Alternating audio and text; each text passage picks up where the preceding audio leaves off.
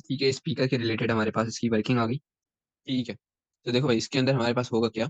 सबसे पहली चीज तो ये होती है कि भाई जो हमारा स्पीकर है, उस स्पीकर के अंदर किस टाइप के सिग्नल्स आ रहे होंगे, electrical signals in the form of pulses. ठीक है, सो क्योंकि हमारा जो स्पीकर है वो क्या चीज कंडक्ट कर रहा होगा, इलेक्ट्रिकल सिग्नल कन्वर्ट कंडक्ट कर रहा होगा। सही है, और ये जो पल्सेस हैं ये दो चीजें लेकर आते हैं अपने साथ, एक होगा जीरो और एक होगा क्या, वन। ये जीरो और वन वाला जो सिग्नल है इस तरीके का, ये कन्वर्ट होगा किसके अंदर, एनालॉग डाटा के अंदर। एनालॉग डाटा जो हमारी नॉर्मल वॉइस है उसको हम बोलते हैं क्या, एनालॉग डाटा। तो ये हमारा जो साउंड वेव होती है that is our analog data. और ये जो इलेक्ट्रिकल सिग्नल होते हैं, पल्सेस होते हैं, इसको हम क्या बोलेंगे, डिजिटल डेटा। तो स्पीकर क्या करेगा भाई, इलेक्ट्रिकल सिग्नल को कन्वर्ट करेगा किसके अंदर, एनालॉग डेटा के अंदर। ठीक है, अब क्योंकि इलेक्ट्रिकल सिग्नल लेकर आ रहा है तो इसके अंदर हमारे पास क्या होगा, इलेक्ट्रिकल करंट होगा। अब क्योंकि हमारे पास जो स्पीकर है, उस स्पीकर के अंदर क्या लगा हुआ होगा, कॉइल लगा हुआ होगा। ठीक है, तो इस तरीके का कोई हमारे पास अंदर स्पीकर में क्या लगा होगा, कॉइल लगा हुआ होगा। जब उस कॉइल में से करंट फ्लो करेगा या इलेक्ट्रिक करंट पास करेगा, तो वो उस कॉइल को क्या बना देगा, इलेक्ट्रोमैग्नेटिक फील्ड बना देगा। ठीक है, एक इलेक्ट्रोमैग्नेटिक फील्ड क्रिएट हो जाएगी कि भाई इलेक्ट्रिसिटी के कंडक्शन पे मैग्नेटिक इफेक्ट हमारे स्पीकर के अंदर वाला कॉइल हमें देगा। The electromagnet is repelled by और attracted towards the permanent magnet. Speaker के अंदर एक परमानेंट मैग्नेट भी लगा हुआ होता है, जिसकी वजह से हमारा जो कॉइल है, फॉर इंस्टेंस ये हमारा जो कॉइल है, ये क्या होगा, क्योंकि ये इलेक्ट्रोमैग्नेट है तो जो परमानेंट मैग्नेट होगा वो इसको क्या करेगा, आइदर अपनी तरफ अट्रैक्ट करेगा और अपने से दूर रिपेल करेगा। इस अट्रैक्शन और रिपल्जन की वजह से हमारे पास क्या होगा भाई, वाइब्रेशन क्रिएट होगी। ठीक है, इस अट्रैक्शन और रिपल्जन की वजह से कि भाई जो कॉइल है वो कभी अट्रैक्ट हो रहा है फिर रिपेल हो रहा है, इसकी वजह से क्या होगा, हमारे पास वाइब्रेशंस क्रिएट होंगी, और ड्यू टू वाइब्रेशंस हमारी जो साउंड है वो हमारे पास ट्रेवल होकर आती है। ठीक है, तो जो भी हमारी साउंड है उसकी फ्रीक्वेंसी और एम्पलीट्यूड, कि भाई जो हमारी साउंड है कितना लाउड आ रही है कितना स्लो आ रही है, जो भी हमारी साउंड है उसकी एम्पलीट्यूड क्या है, ये चीज जो है हमारे पास किससे डिटरमाइन होगी, इस वाइब्रेशन से। जितनी ज्यादा वाइब्रेशन होगी उतना ज्यादा हमारे पास फ्रीक्वेंसी और एम्पलीट्यूड आएगा।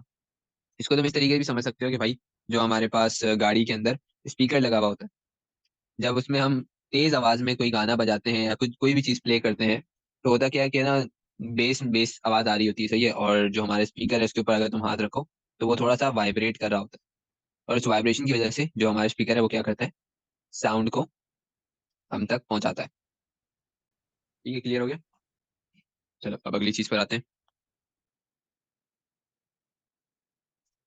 अगली जो चीज है हमारे पास, that is related to memory.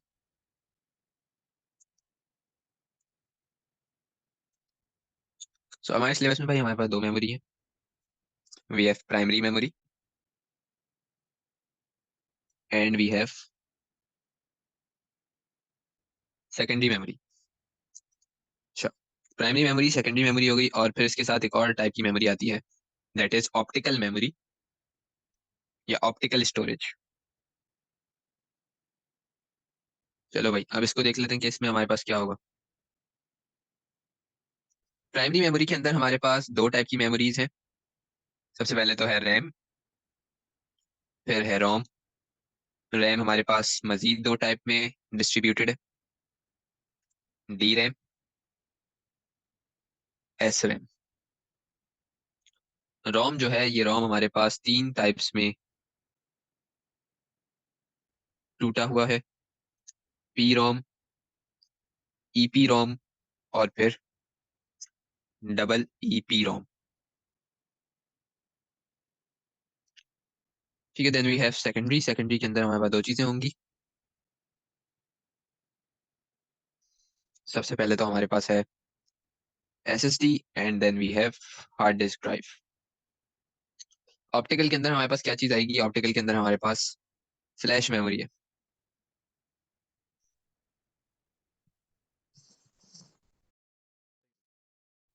ठीक है, तो ये सारी टाइप की मेमोरी है जो हमने पढ़नी है।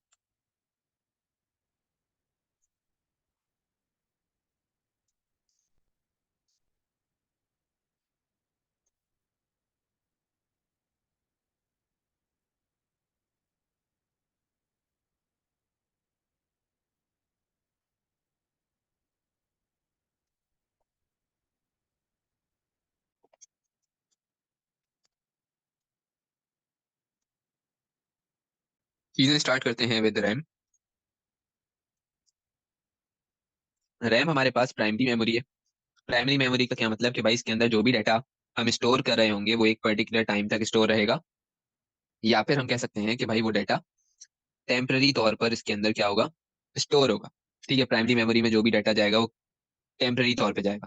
ठीक है, जैसे ही फॉर एग्जांपल लाइट चली गई या हमने अपना कंप्यूटर क्या कर दिया, बंद कर दिया, तो होगा क्या, जो डाटा इस रैम के अंदर है वो क्या हो जाएगा भाई, लॉस्ट हो जाएगा। ये बात क्लियर है।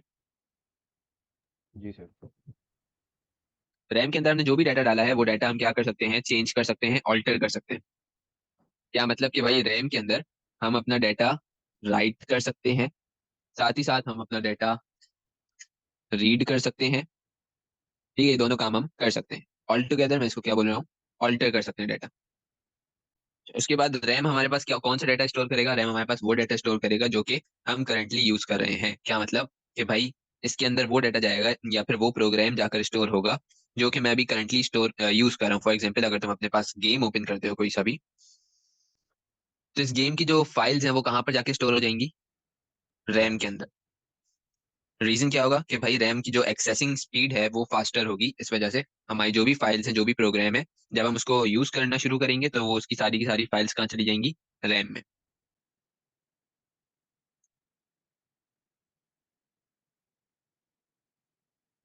इन सारी चीज़ों को लिख लो अपने पास साथ साथ। Random access memory.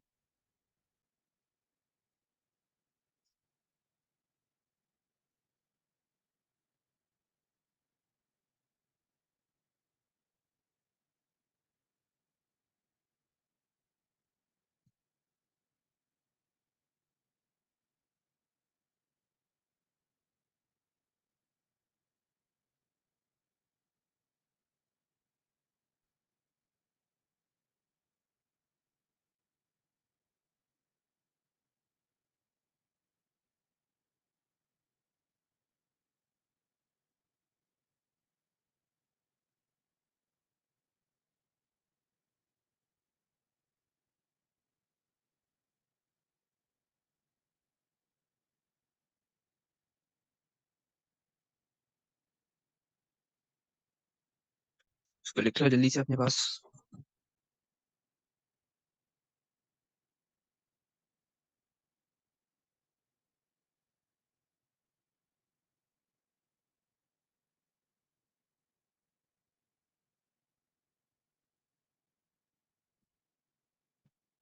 अब आते हैं अगली चीज के ऊपर, दैट इज रोम।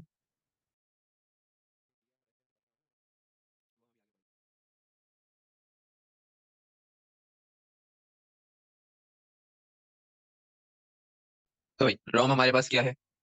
रोम भी हमारे पास एक प्राइमरी मेमोरी है, लेकिन इसके अंदर जो डाटा स्टोर होगा वो किस तरीके से स्टोर होगा भाई? जो डाटा रोम के अंदर जाकर स्टोर होगा वो परमानेंटली स्टोर होता है। रीजन कि भाई जो रोम है ये नॉन वॉलेटाइल है, नॉन वॉलेटाइल मेमोरी है। और साथ ही साथ जो हमारी रोम है ये क्या करती है भाई? स्टोर करती है ऑपरेटिंग सिस्टम को, बूट अप इंफॉर्मेशन को, या बूट अप इंस्ट्रक्शंस को। ठीक है, तो ये बूटअप इंस्ट्रक्शन क्या होगा हमारे पास? ये वो इंस्ट्रक्शंस होंगे, ये वो प्रोग्राम्स होंगे जो कि जब हमारा कंप्यूटर सिस्टम स्टार्ट हो रहा होता है उस वक्त सारी की सारी चीजें चेक कर रहे होते हैं। ठीक है, और ऑपरेटिंग सिस्टम तो तुम्हें पता होगा कि भाई इसके बगैर हमारा कंप्यूटर चल ही नहीं सकता। तो रोम हमारे पास क्या करता है? रोम हमारे पास दो चीजें स्टोर करेगा, ऑपरेटिंग सिस्टम और बूटअप इंस्ट्रक्शन, और इसको परमानेंटली स्टोर करेगा। दूसरी चीज कि भाई रोम के अंदर जो भी हमने डाटा स्टोर किया है उसको हम ऑल्टर नहीं कर सकते। ठीक है, ऑपरेटिंग सिस्टम स्टोर हुआ है, हम उसको ऑल्टर नहीं कर सकते। जो बूटअप इंस्ट्रक्शन स्टोर हुई है हम उसको ऑल्टर नहीं कर सकते। हम क्या कर सकते हैं? हम सिर्फ और सिर्फ उसको रीड कर सकते हैं। इसीलिए इसका नाम भी क्या रखा गया है? Read only memory. तो ये बात क्लियर है? ठीक है, चलो साथ साथ लिख लो।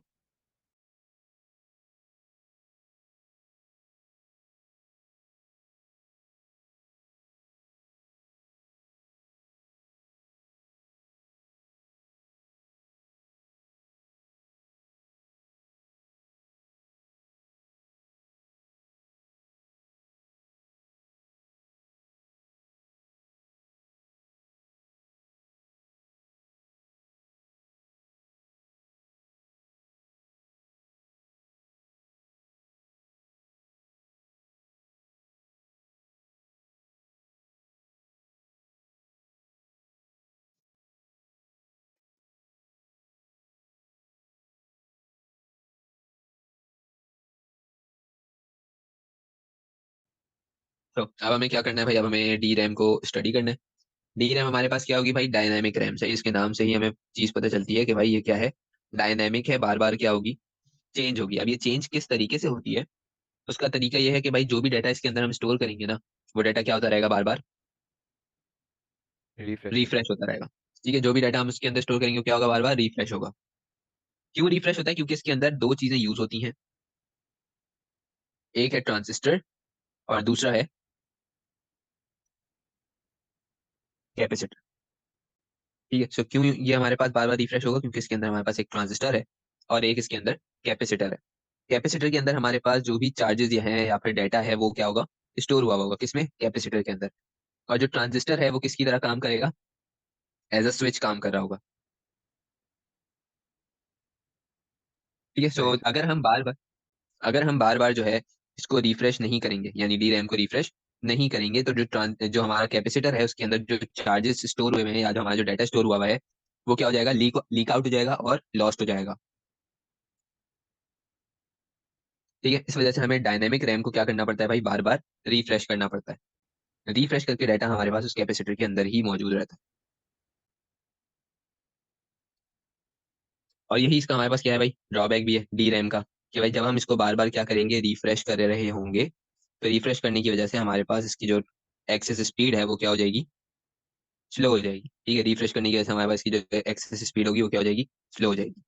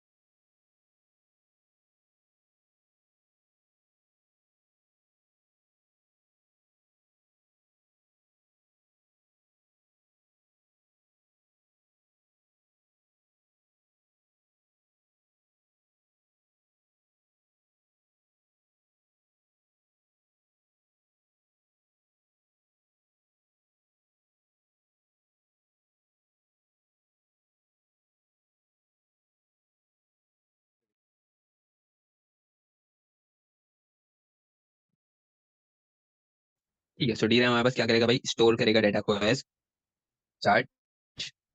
किससे बना हुआ होगा, ट्रांजिस्टर एंड कैपेसिटर्स को यूज करते हुए बना हुआ होगा। Need to be refresh constantly, वरना जो कैपेसिटर है वो लीक आउट कर देगा चार्जेस को। फिर उसके बाद हमारे पास इसमें हाई पावर कंजम्पशन होगी, स्टोर्स मोर डाटा। और उसके बाद हमारे जो एक जैसे, और ये लेस एक्सपेंसिव होता है। अच्छा, डी रैम हमारे पास कौन सी होती है भाई, जो हमारे कंप्यूटर में ग्रीन कलर की रैम लगती है, ये होती है डी रैम। ठीक है, सो ये हमारे पास डी रैम का कॉन्सेप्ट था। अब हम देखते हैं एस रैम।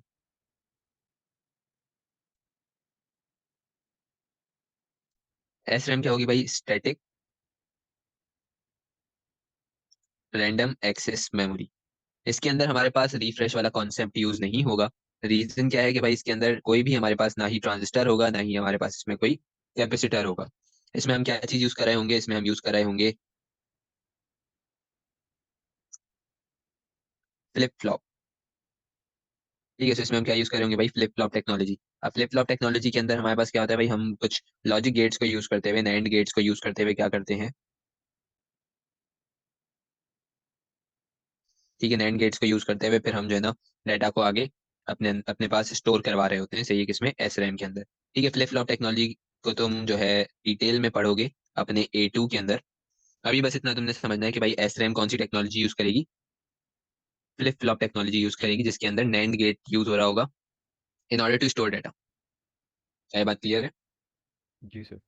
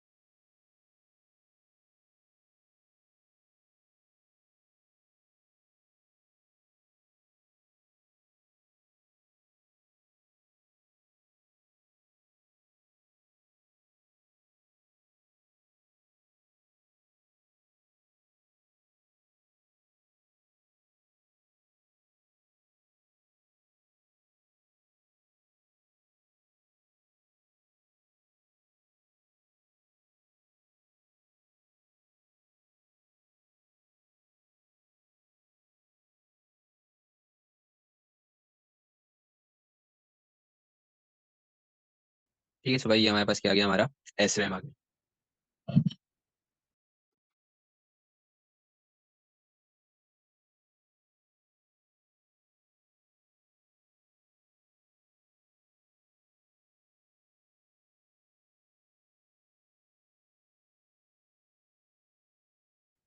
सो देखो भाई, टच स्क्रीन के अंदर तो हमारे पास रैम का कॉन्सेप्ट यूज नहीं होता।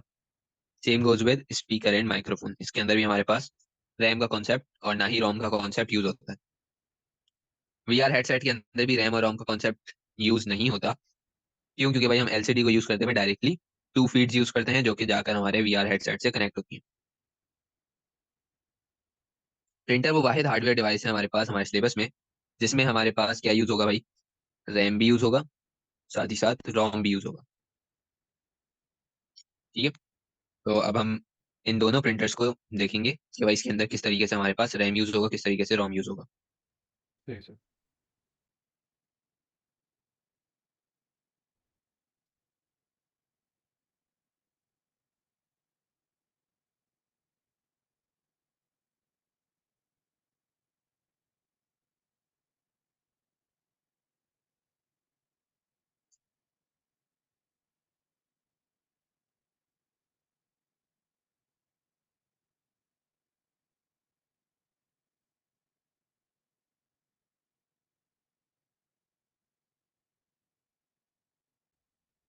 देखो, 3D प्रिंटर और लेजर प्रिंटर दोनों के लिए जो रोम है उसका काम हमारे पास क्या होगा, सेम होगा। ठीक है, रोम क्या स्टोर करता है, ऑपरेटिंग सिस्टम, बूटअप इंस्ट्रक्शन और साथ ही साथ सेटअप इंस्ट्रक्शन। ठीक है, सो बूटअप इंस्ट्रक्शन इंस्ट्रक्शन और सेटअप इंस्ट्रक्शन कुछ हद तक हमारे पास सेम है। तो रोम का जो काम होगा हमारे पास 3D प्रिंटर में as well as laser printer के अंदर वो सेम होगा।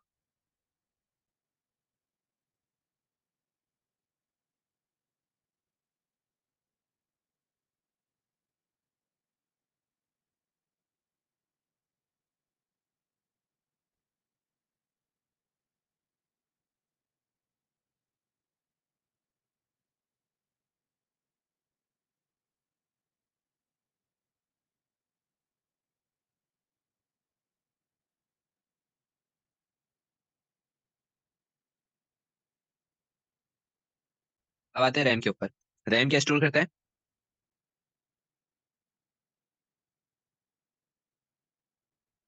Currently use data. ठीक है, रैम क्या स्टोर करता है हमारे पास, करंटली यूज डाटा स्टोर कर रहा होगा। तो जो भी डाटा या फाइल हमारे पास लेजर प्रिंटर उस वक्त प्रिंट कर रहा होगा वो कहाँ पर स्टोर्ड होगी भाई, प्रिंटर की रैम में। ठीक है, जो भी प्रिंटर हमारे पास करंटली डेटा यूज कर रहा होगा या फिर अपना कोई पार्ट यूज कर रहा होगा वो कहाँ पर स्टोर हुआ हुआ होगा भाई, रैम के अंदर स्टोर हुआ हुआ होगा। ठीक है, ये बात क्लियर। जी सर। फिर उसके बाद रैम के अंदर जो डाटा स्टोर हुआ हुआ है जो कि करंटली प्रिंट हो रहा है या फिर कहाँ पर है, बफर के अंदर है। ये सारा डाटा कहाँ पर हमारे पास स्टोर होगा, रैम के अंदर। ठीक है, ये दो चीजें हमने हमने याद रखनी है।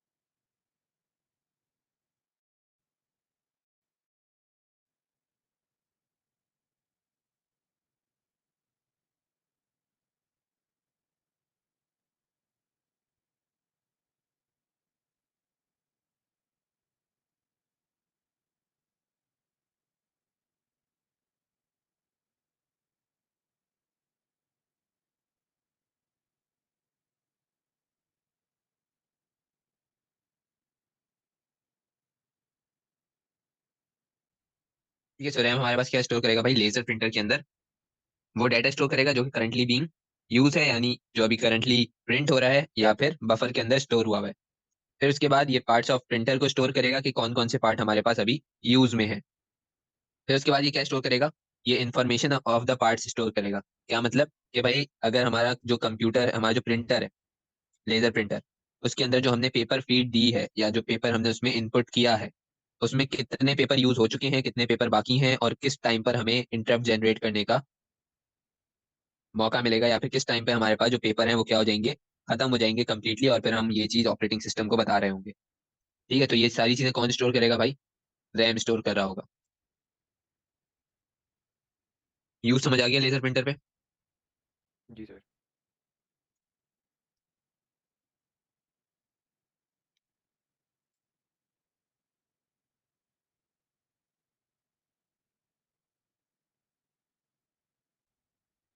तो इसके अंदर भी हमने कुछ चीजें सेम लिखनी है।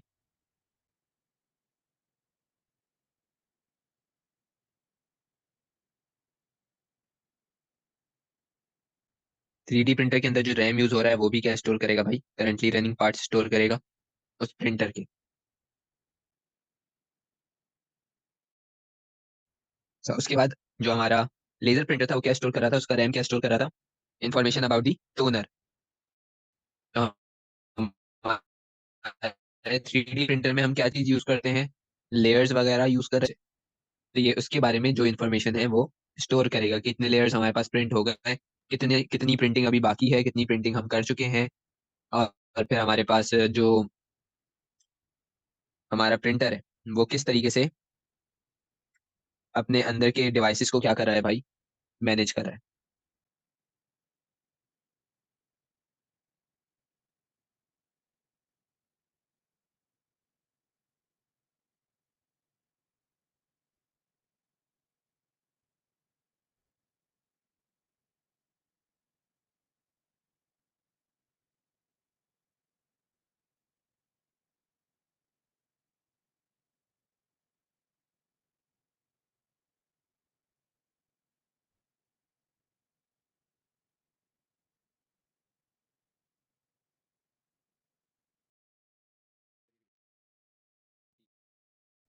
अब जो हमारे पास चीज बाकी है वो है रिगार्डिंग रोम।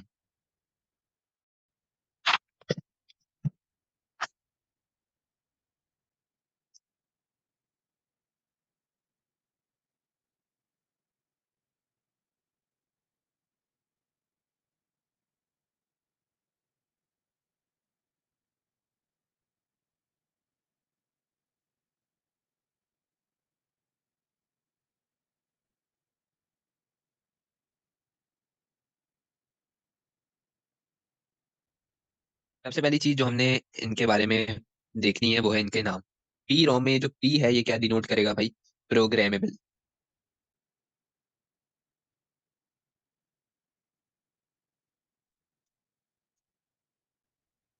ईपी रोम में जो ई और पी है ये क्या डिनोट करेगा भाई? ई हमारे पास बताता है इरेजेबल। इरेजेबल। पी बताएगा क्या? प्रोग्रामेबल। तो इसका नाम क्या हुआ? Erasable programmable.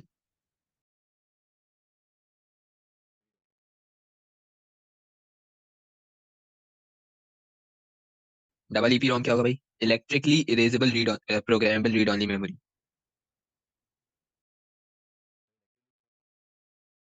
इसमें हम इलेक्ट्रिकल चार्जेस यूज करेंगे।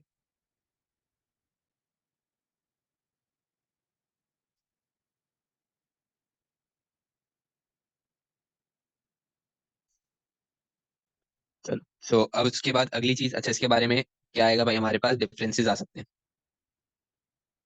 ठीक है, तो उसके लिए इस तरीके से लिखवा लें, उसको याद कर लेना सही से कि भाई पी रोम ईपी रोम दोनों में क्या डिफरेंस है, या फिर ईपी रोम डबल ईपी रोम दोनों में क्या डिफरेंस है, या फिर तीनों का एक साथ पूछ सकता है कि what is the difference between P ROM EP ROM या डबल ईपी रोम।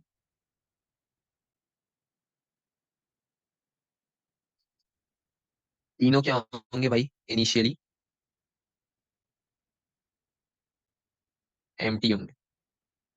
ठीक है, इनिशियली इनमें कोई भी डाटा मौजूद नहीं होगा।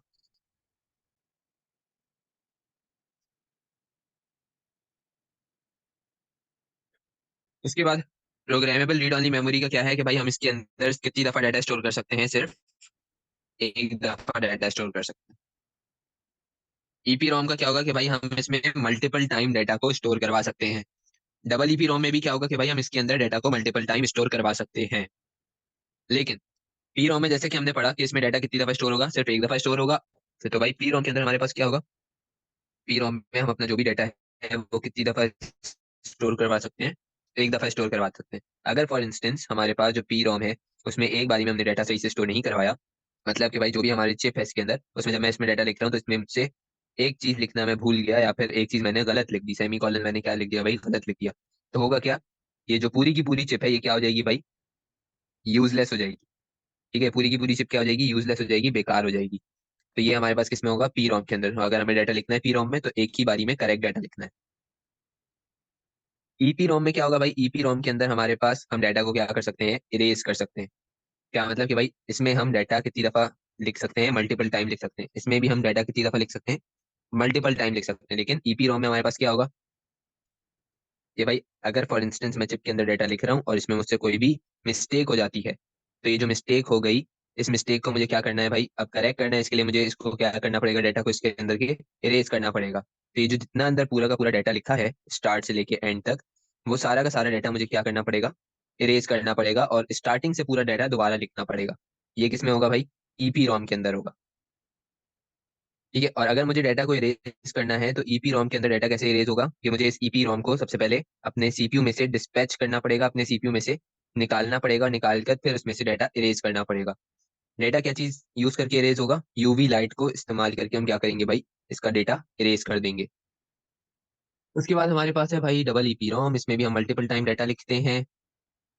अगर कोई गलती हो जाए तो उस गलती को सही करने के लिए हमें पूरा डाटा डिलीट करने की जरूरत नहीं है। जो गलती हुई है उस गलती को इरेज करेंगे, और इरेज करने के बाद हम अपना डाटा जो भी है वो लिख लेंगे। ठीक है, तो ये किस में होगा भाई, डबल ईपी रोम में होगा। अच्छा, इसको इलेक्ट्रिकली इरेजेबल क्यों बोलते हैं, क्योंकि भाई हम इसके अंदर क्या यूज करेंगे, वोल्टेज यूज करेंगे। ठीक है, so we will be using voltage in order to erase. जैसे ईपी रोम को अगर हम निकाल के सीपीयू में से निकालने के बाद इरेज कर रहे थे, डबल ईपी रोम को जरूरत नहीं है भाई सीपीयू से निकालने की, वो सीपीयू में लगे लगे ही इरेज कर सकते हैं हम उसका डाटा। ठीक है, तीनों क्या होंगे भाई, इनिशियली एम्प्टी होंगे। हम इसके अंदर खुद से डाटा लिखेंगे। Data can be written only once, इसमें मल्टीपल टाइम, इसमें मल्टीपल टाइम। कोई भी एरर अगर हो रहा है तो यूजलेस हो जाएगी हमारी कौन, पी रोम। अगर कोई भी एरर अगर हो रहा है तो हमें क्या करना पड़ेगा भाई, उसको पूरे के पूरे ईपी रोम को एम्प्टी करना पड़ेगा, और एम्प्टी करने के बाद हमें उसमें रीराइटिंग ऑफ डाटा करना पड़ेगा। डाटा किस चीज से भाई, हम इरेज करेंगे यूवी लाइट से। इसके अंदर क्या होगा, इसके अंदर अगर कोई भी एरर आ रहा है तो हमें अपने जो डाटा है उस पूरे डाटा को इरेज करने की जरूरत नहीं है। जो एरर है सिर्फ हम उसको इरेज करेंगे और चेंज कर देंगे। किसके थ्रू इरेज होगा भाई, वोल्टेज के थ्रू इरेज होगा। यहाँ तक बात क्लियर है। ठीक है, तो भाई ये हमारे पास हो गया क्या, प्राइमरी मेमोरी का कॉन्सेप्ट। अब हमने नेक्स्ट क्लास में क्या करना है, सेकेंडरी मेमोरी।